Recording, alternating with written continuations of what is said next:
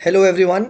So a lot many of you have always asked about कि sir जो compulsory language paper होता है वो कैसा होता है, राइट। सो देखते हैं, ये अभी हमारा जो पेपर हुआ है ये दिस इज द 21 मेंस अभी अभी जस्ट हुआ है, राइट। तो उसी का पेपर है एंड इसमें आप देख सकते हैं किस टाइप के क्वेश्चन आते हैं। This is just a qualifying paper, right. तो इसे डिस्कस करके तो एज सच कोई फायदा नहीं है, बट बहुत सारे स्टूडेंट्स देखते ही नहीं है and in fact you will be surprise to know that a lot of students even fail to qualify this, right. So ये चीज़ यहाँ पे ध्यान रखिएगा। तो किस टाइप के क्वेश्चन आते हैं वो देखते हैं। सो एक आया था कि निम्नलिखित में से किसी एक विषय पर 600 शब्द में निबंध लिखिए।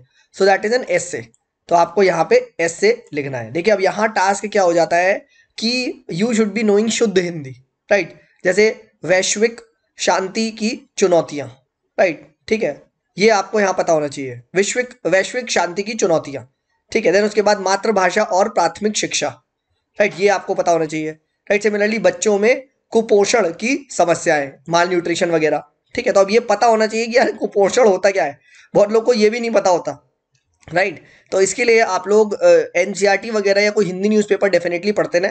हालांकि क्वालिफाइंग है, 600 शब्द ही लिखने हैं आपको, 100 मार्क्स का है, राइट। तो थोड़े थोड़े नंबर भी ले आएंगे तो हो जाएगा, राइट। फिर उसके बाद द नेक्स्ट इज कि आपको ये दिस इज द कॉम्प्रिहेंशन। तो निम्नलिखित गद्यांश को आप ध्यान से पढ़ें एंड उसके आधार पर आप क्या करें, नीचे दिए गए प्रश्नों के उत्तर दें, ठीक है, राइट। तो आप it is like a comprehension, आप आराम से पढ़ें, ठीक है, आराम से इसको रीड करें, ठीक है।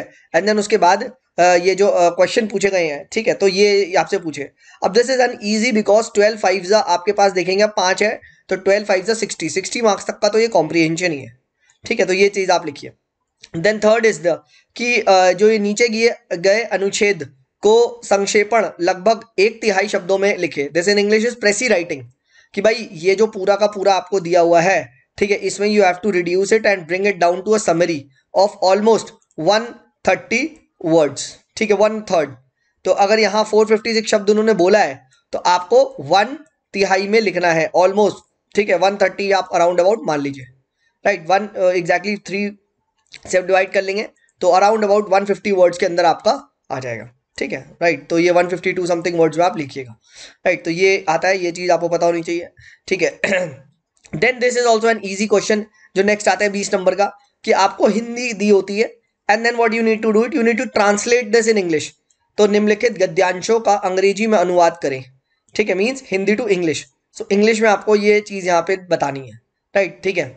एंड देन उल्टा, इन द सेंस निम्नलिखित गद्यांशों का हिंदी में अनुवाद कीजिए, राइट। हिंदी आपको लिखनी है from English to you need to write the Hindi, ठीक है, राइट। तो ये चीज यहाँ पे आ रही है, at the stroke of the midnight hour when the world sleep, Nehru ji की स्पीच है बेसिकली, राइट। तो उसको आपको लिखना है।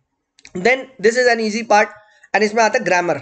अब ग्रामर में क्या होता है, पूरे पूरे नंबर आ जाते हैं अगर आपकी इंग्लिश ग्रामर अच्छी है, तो हिंदी ग्रामर अच्छी है तो। जैसे निम्नलिखित मुहावरों का अर्थ स्पष्ट कीजिए। तो these are idioms, right. Idioms को हम लोग पढ़ते हैं, ठीक है, आंख खुलना, राइट, आकाश चूमना, राइट, पानी में आग लगाना, ठीक है, राइट, टेढ़ी खीर। टेढ़ी खीर क्या होती है, टफ जॉब, राइट, ठीक है। तो ये चीज आप लिखिएगा, ठीक है। देन उसके बाद ये निम्नलिखित वाक्यों को शुद्ध रूप लिखिए, ठीक है, in the sense you need to write इनका शुद्ध रूप।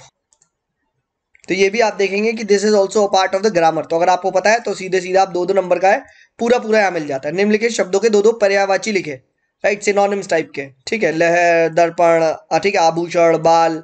तो भाई पता होगा तो ही कर सकते हैं, देखिए, ठीक है। नहीं पता तो आप क्या लिखेंगे, अब जैसे अक्षर है, अब अक्षर का आप क्या लिखेंगे, राइट। अब कुछ नहीं पता, कुछ बनाओ, ठीक है, अक्षर को आप क्या लिखोगे, राइट। तो इसीलिए this is a maths, if you know it you know it, you don't, क्या लिखोगे तुम, राइट। आभूषण है, अब आभूषण को जहां तक मुझे याद है गहना होता है एक, ठीक है, राइट। तो शायद गहना लिख सकते हैं, परहैप्स, आई डोंट नो, ठीक है। तो ये आप लिखेंगे, ठीक है। बाल, अब बाल, अब ठीक है, क्या है, कौन से कंटेक्स्ट में पूछा गया, आई थिंक ये बालक वाला होना चाहिए शायद, ठीक है। तो बच्चा लिख दो, राइट, ठीक है। तो ये है, अब बाल में वो वाला बाल ना हो यार, सर का बाल, ठीक है। मतलब आई मीन टू से माई हिंदी इज टेरेबल, राइट, ठीक है, but yes it requires an amount of practice, ठीक है। अब निम्नलिखित युग्मों को इस तरह के से वाक्य से प्रयुक्त कीजिए कि उनका अर्थ स्पष्ट हो जाए।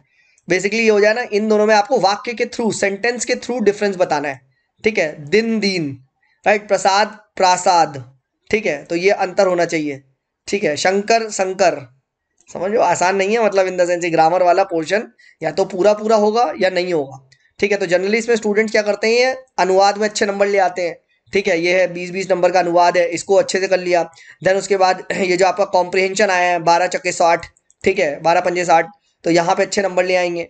राइट, तो ये हमने हिंदी का पेपर को एक बार क्विकली डिस्कस किया। दिस इज मेंस 2021, अभी अभी जस्ट पेपर हाथ में आया है। ठीक है, so I was going through it.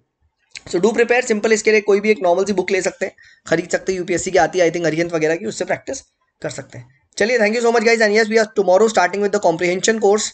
सो जिन भी स्टूडेंट्स को आना है for the CSAT, they are most welcome. Comprehension English comprehension का कोर्स आ रहा है, Rachita ma'am will be taking the live classes, and from 20th we are beginning with the CSAT course.